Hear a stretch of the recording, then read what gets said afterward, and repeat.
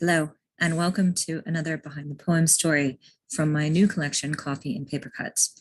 One of the things that I try to do with my writing and with these stories behind the poem is to give you a little bit more insight and background into who I am as a poet and what I do and where these things come from, where these experiences and emotions to orient.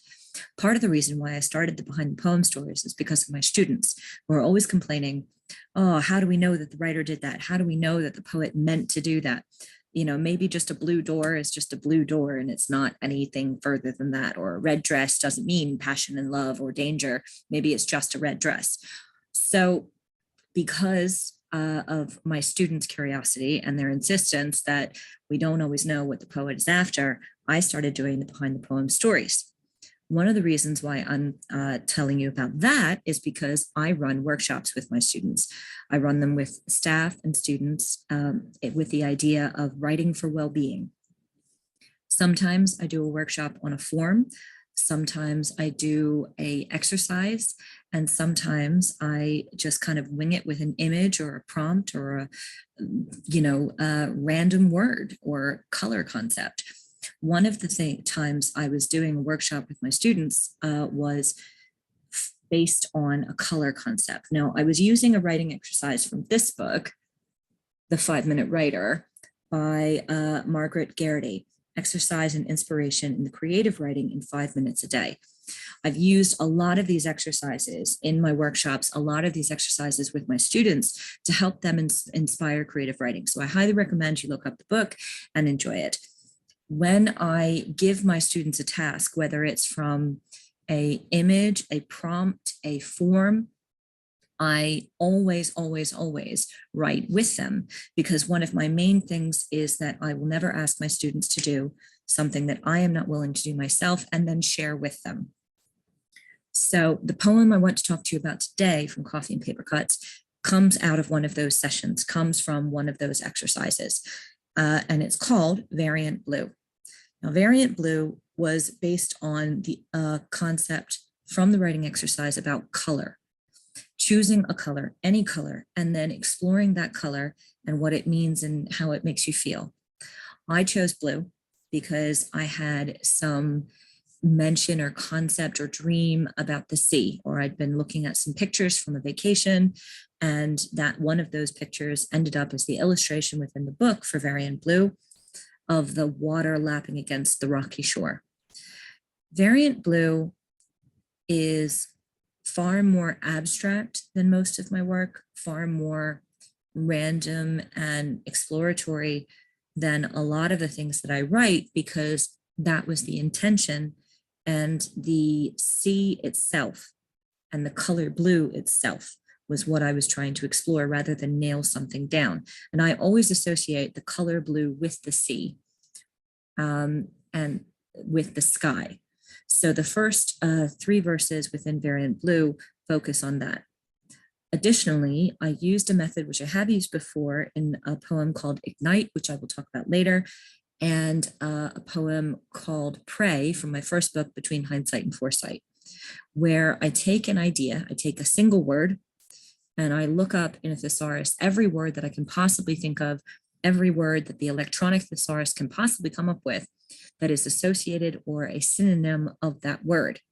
Once I have a list of synonyms and ideas that are connected to those words, I then start to break it down and try to select words that will build on the emotional core of what I'm going from. Now, one of the benefits of using a word like blue is that a lot of the synonyms have an alliterative quality, which mimics the sea if put in the correct order and brought into the right kind of imagery of kind of going and coming and up and down and into the depths and up to the sky, and all of those different kind of motions that we think of when we think of the rhythmic waving of the sea. The other thing that I enjoyed about exploring blue as a concept and finding all the synonyms to blue was that it wasn't just about visual imagery, it wasn't just about natural imagery, but one of my favorite styles of music, the blues. and how those kind of notes and that kind of music, that genre of music, is connected to the emotions that I equally associate with the sea and the sky, and the moving and the coming and going of waves is the same kind of thing I associate with the blues and the comings and goings of bad times, just like I talked about last week in both Wheel and Warning, the things that will come and things that will go. Blues definitely plays on that concept. And the whole idea of blues, the whole idea of listening to the heart of the matter, I started to wonder when I was exploring the color blue for the majority of the poem, where the title of the genre for blues came from. And if you look it up in Google and you look it up for where the first blues song or early blues songs come, there's a lot of opinions, a lot of ideas.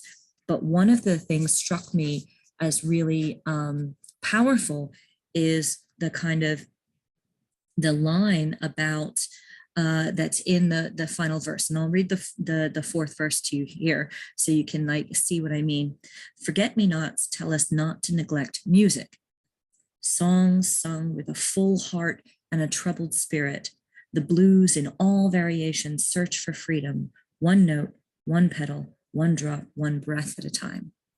And that's because one of the original songs, one of the oldest blues songs, one of the considered to be origins of the genre blues songs, talks about singing songs or singing with a full heart and a troubled spirit, and that's what creates blues, having both of those things, a full heart but troubled spirit. And that's how I think about blue in terms of the sky, in terms of the sea, in terms of feeling the emotion of being blue and not being able to stop it. So when I was in the middle of this workshop and I had written my list, I had written my my words over and over again in different kind of variations of blue, I had to include some of those lyrics because that was just such a powerful concept to me, that this coming and going of emotion, this coming and going of the troubles was important to as much to the exploration of color as it was the exploration of genre of blues. And when I shared my poem with my students, they all really kind of enjoyed it. I have shared it with others since, and obviously it's published in the book. So I'm really quite proud of the fact that even though it's a bit less concrete, a bit less clear, a little bit more alliterative happy, it still accomplished what I wanted it to, which was to lead us down a pathway of exploration of the concepts surrounding a color. So I hope you have enjoyed this behind the poem story. I hope you look at the other behind the poem stories and get just as much from them. Please do enjoy the book. It is available in paperback, on Kindle, and on Audible. And please do let me know if you enjoy it. Please write a review and communicate with me. Tell me what you think about blue, what you think about the weather, what you think about any of the poems I've talked about so far, and any of the poems that I'm going to talk about after. I love hearing how people respond and resonate with what I've written, because that's what makes it all worth it for me. So till next time, this is a behind the poem story for Coffee and Paper Cuts that I hope you've enjoyed, and I'll see you next Saturday. Bye.